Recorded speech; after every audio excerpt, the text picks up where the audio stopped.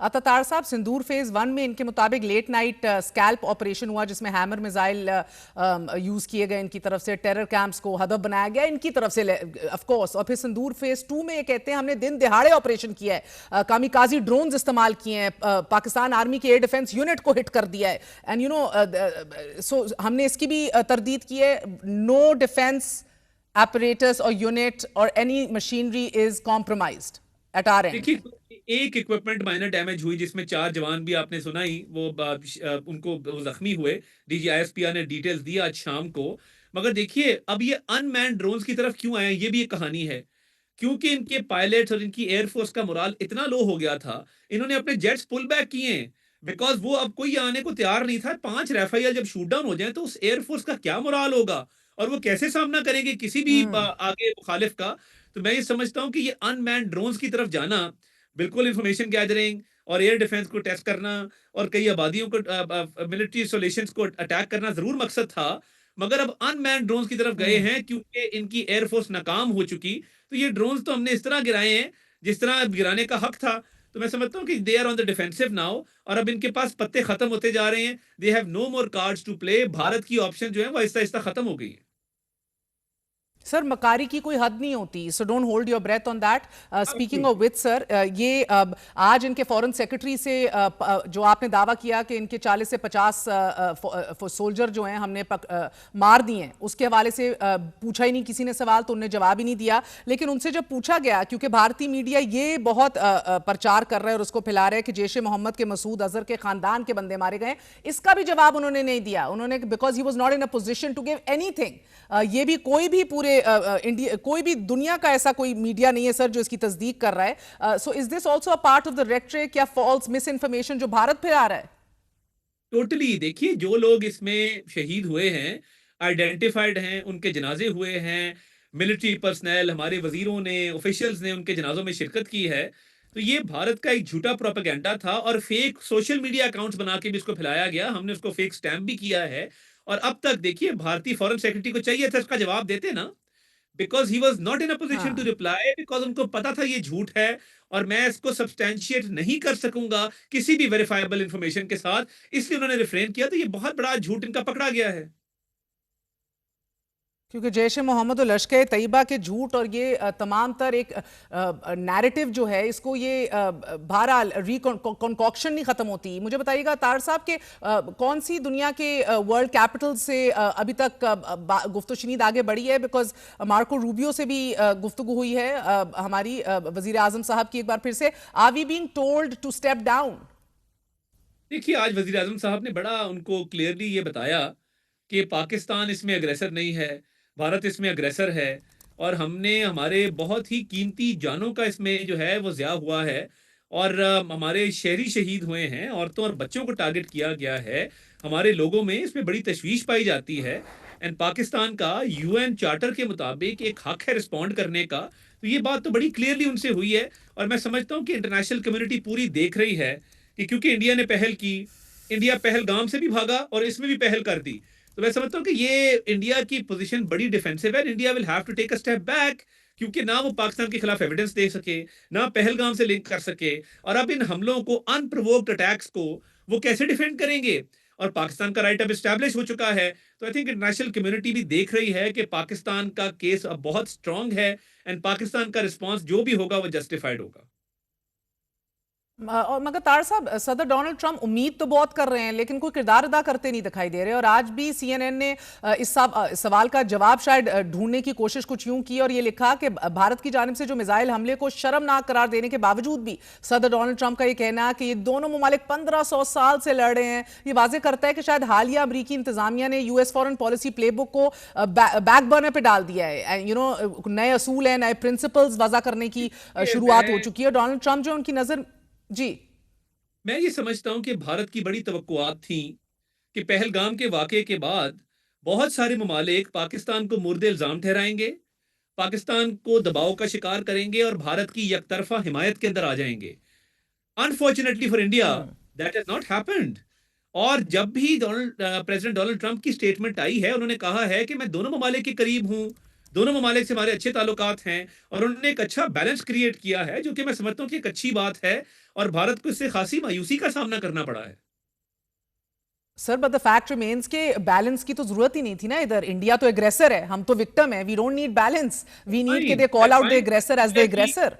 India की जो expectation थी और इंडिया का जो इनग्रेस बताया जाता था और इंडिया की एक बहुत बड़ी इकोनॉमी और एक हाँ मार्केट और ये वो सारी बातें की जाती थी, given those facts, I think Pakistan is at an advantageous position. So I think Pakistan has gain from this. ठीक। इंडिया की तमाम एक्सपेक्टेशंस और डिप्लोमेसी यहाँ पे फेल हुई है। मगर आपको जाती तौर पे लगता है कि unless we attack in the next 36 hours और so sooner as opposed to later, तो ये डिप्लोमेटिक प्रेशर बहुत बढ़ जाएगा सर। कल मुझे खबर मिली है, तस्दीक कीजिएगा, आपके सऊदी फॉरेन मिनिस्टर भी पहुंचे हैं in a bid to de escalate the situation. देखिए इस्लामाबाद हमारे आ रहे हैं। बहुत सारे ममालिक से राब्ते हैं, विजिट्स चल रहे हैं। इरानियन फॉरेन मिनिस्टर पीछे आए हुए थे।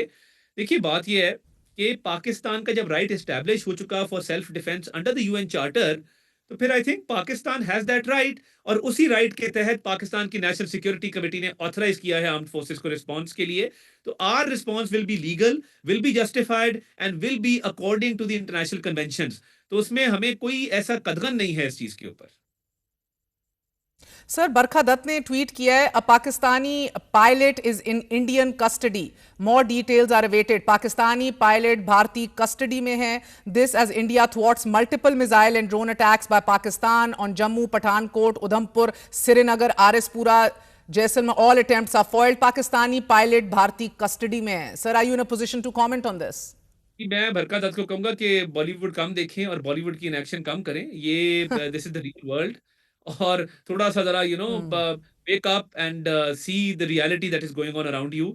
जो पीएफ जेट उड़ा ही नहीं इंडिया के लिए, तो उसका पायलट कैसे कैप्चर हो गया? तो ये तो क्योंकि देखे ना, ये फिल्मों के माहिर हैं। आप देखेंगे कि अभिनंदन वाली एपिसोड में भी इन्होंने जो फिल्में बनाई उसमें अभिनंदन को हीरो दिखा दिया है।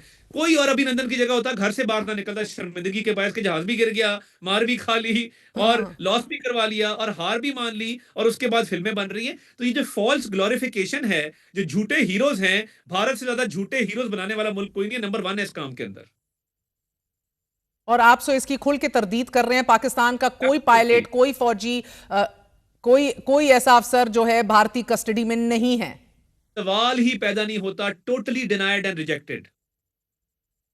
आई मीन ये तो हाल है सीनियर जर्नलिस्ट का भी sir, but also Indian national security adviser Ajit Doval से हमारी तरफ से हमारे नेशनल सिक्योरिटी एडवाइजर जो हैं आसिम मुनीर साहब, he is very much in touch sir. वो आसिम मलिक साहब, मिलिट्री हॉटलाइंस मुकम्मल तौर पे एक्टिवेटेड हैं।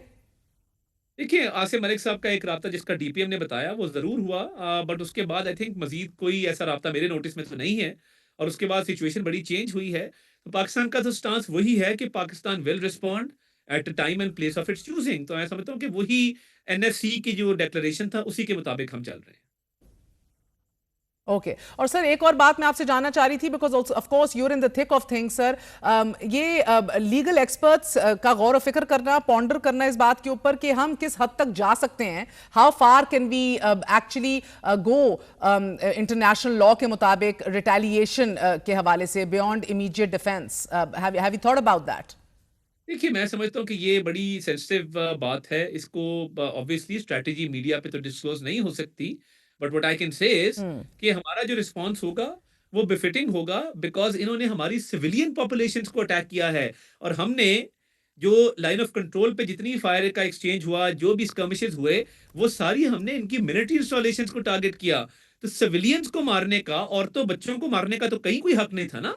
और अगर कोई ये समझते थे कि पहलगाम वाला वाकया है और कोई मामलात हैं जिसकी एविडेंस नहीं दे सके, उसकी गार्ड में ये करना, उसकी क्या एविडेंस है इनके पास दहशतगर्दों की? और हमने, आपको पता है ना, आपसे भी बात हुई थी, हमने जाना था बहावलपुर और हमने जाना था मुरीद के और हमने यस, जाके जगह देखनी बिल्कुल थी सर। अगले दिन हम तो जिस तैयारी दिन पकड़ ये के बैठे हुए थे, रात गए इन लोगों ने हमारी 8 तारीकी बजे में की हमला फ्लाइट कर थी। दिया बुजदिलों की तरह।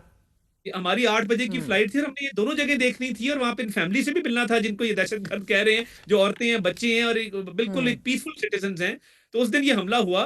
तो इनकी साजिश सारी बेनकाब हो चुकी है and they are out in the open now and they sir are वो नाउ तो है, because that's why I am wondering, क्या कोई ज्यादा जोर तो नहीं दिया जा रहा from international capitals all over the world कि बस कर दीजिए, you will not respond now? नहीं नहीं नहीं, देखिए ये तो पाकिस्तान का राइट एस्टेब्लिश हो गया ना एज पर यूएन चार्टर। तो आई डोंट थिंक राइट, ऐसी कोई बात इट्स है। Non Pakistan negotiable right. जी absolutely absolutely. We have every right to और रिस्पॉन्ड। सर पीएसएल का क्या फैसला किया आप लोगों ने, कराची, दुबई या दोहा, किधर इसको मुंतकिल कर रहे हैं? उस पे भी डिस्कशन जारी है। Either of the three venues कोई एक सिलेक्ट होगा, और वी वांट कि अच्छी तरह से पीएसएल आगे चले और ये अपने मंतकी अंजाम तक पहुंचे, इसका फाइनल बकायदा हो। तो इस पे भी बातचीत हो रही है, तो तीनों में से किसी एक जगह पे ये शिफ्ट कर दिया जाएगा। Okay and sir lastly I would like to ask you कि अब इस सूरत हाल के अंदर अब भारत जो है वो पाकिस्तान के हवाले से तमाम तर जो भी हम इंफॉर्मेशन देते हैं सबूतों के साथ देते हैं, उधर सबूत कोई दिखाई नहीं देते। ये जो ऑपरेशंस भी हैं उसके हवाले से भी अब भारत पाकिस्तान के खिलाफ जंगी हथियारों के इस्तेमाल के अलावा सफारती जराए भी भरपूर तरीके से इस्तेमाल कर रहे हैं। न्यूयॉर्क टाइम्स ने भी आज तार साहब अपनी रिपोर्ट में एशियाई तरक्याती बैंक के चीफ इकोनॉमिस्ट का हवाला देते हुए ये लिखा है कि मेरे लिए ये हैरान कुन होगा कि भारत आलमी मालियाती इदारों इंक्लूडिंग आईएमएफ उसके ऊपर अपना इन्फ्लुएंस और असर रसूख इस्तेमाल करते हुए वहां पाकिस्तान के लिए माली मुश्किलात पैदा ना करे। Are we ready for that? Have you thought about that? देखिए, हमने जो देखिए, भारत को असल तकलीफ ही ये थी कि एक साल में पाकिस्तान ने इतनी बड़ी रिकवरी कैसे कर ली, पाकिस्तान की इकोनॉमी इतनी बेहतर कैसे हो गई, इतना टेक ऑफ कैसे हो गया, रेटिंग्स कैसे इंप्रूव कर गई। तो देखिए, हमने मौशी इस्लाहात बहुत किए हैं, आईएमएफ के साथ भी किए हैं, आईएमएफ के बगैर भी किए हैं, इन द सेंस कि हमने वीव गॉन बियॉन्ड, और हमने बड़े अच्छे इकदाम किए। तो IMF is quite satisfied with Pakistan performance. मुझे नहीं लगता कि भारत जो है वो इतना इन्फ्लुएंस जो है वो एक्सरसाइज कर सकेगा, गिवन कि पाकिस्तान की फिनोमिनल इकोनॉमिक रिकवरी रही है। आईएमएफ की कंडीशनैलिटीज के बावजूद हमने बहुत अच्छे स्टेप्स लेके रेवेन्यू इंक्रीज किया है, इकोनॉमिक ग्रोथ इंक्रीज की है। तो Pakistan is very positive about this. हम समझते हैं कि कानूनी तौर पे हमारा बड़ा स्ट्रॉन्ग केस है, एंड इंशाल्लाह वी विल प्रिवेल इंशाल्लाह। एंड लास्ट क्वेश्चन तार साहब, thank you very much for your time indeed. Last question, we are हम अभी भी हाई अलर्ट पे हैं एज वी स्पीक? जी एब्सोल्युटली जी, we are ready on high alert, and हमारी आर्म फोर्सेस जो हैं वो बिल्कुल अलर्ट रहती हैं, और किसी भी वेंचुरिटी को डील करने के लिए। तो वी आर सेफ हैंड अल्हम्दुलिल्लाह।